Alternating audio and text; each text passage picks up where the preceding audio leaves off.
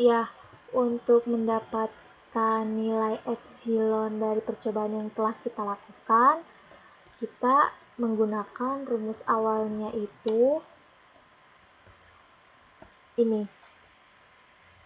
C sama dengan epsilon 0 dikali A per D. Nah, kita pindahkan saja. Yang kita mau cari berarti epsilon kan? Jadi, epsilon sama dengan C dikali A, C dikali D per A. Nah, ini epsilon. Nah, ini rumus untuk mencari nilai epsilon yang ada pada tabel ini. Nah, setelah kita lakukan percobaan, setelah kita melakukan perhitungan, didapatlah nilainya itu berapa? 9, 8,8, 9, rata-rata itu di atas 8,85. Oke, itu bedanya sedikit ya. Bedanya sedikit dengan epsilon. Epsilon yang kita gunakan adalah epsilon di ruang hampa. Jadi, dapat dikatakan bahwa percobaan yang telah kita lakukan itu kurang tepat berdasarkan teori khusus untuk mencari nilai epsilonnya. Seperti itu, bedanya sedikit, maklum, ini buatan manusia. Nah, selanjutnya kita akan mencari nilai beda potensial. Nah, beda potensial ini ada simulasi dan analitik. Nah, beda potensial ini rumusnya itu rumus beda potensial nih. Rumusnya V sama dengan akar dari 2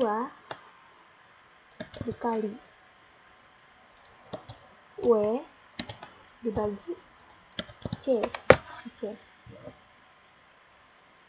Oke, W itu apa?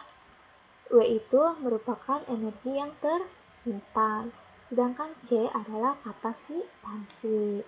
Oke, kalau misalkan kalian mencari beda potensial pada simulasi nih, simulasi energi tersimpan, berarti kalian pakai menggunakan W dan C-nya itu di bagian simulasi. Kalau kalian nyari beda potensial di analitik, kalian berarti harus menghitung kapasitansi W yang ada di analitik dan C yang ada di analitik. Seperti itu ya, ini rumusnya untuk mencari beda potensial. Oke. Nah, nanti dari semua data yang telah kita perhitungkan, kita cari rata-ratanya. Oke, kita cari rata-ratanya. Selanjutnya, kita buat grafik.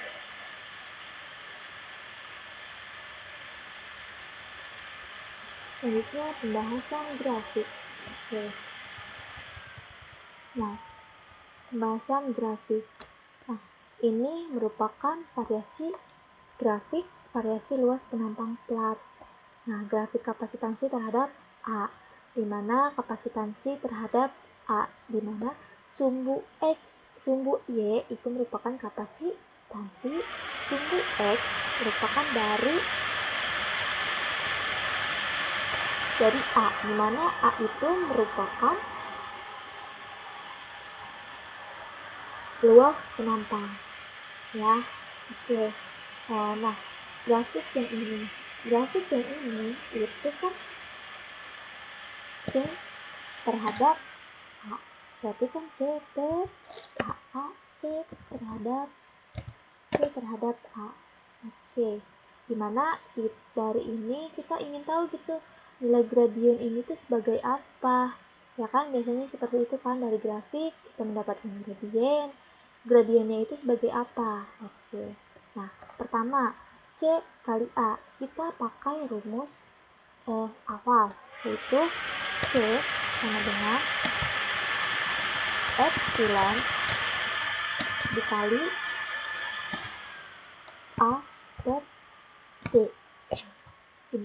Berhubung ini grafik merupakan C terhadap A, berarti ini A-nya itu pindah ruas ke sebelah kiri.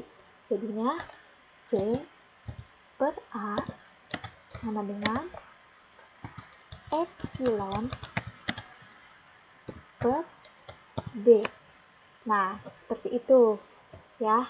Ini merupakan grafik. Jadi, gradien yang dihasilkan dari kapasitansi terhadap luas penantang itu adalah epsilon per D.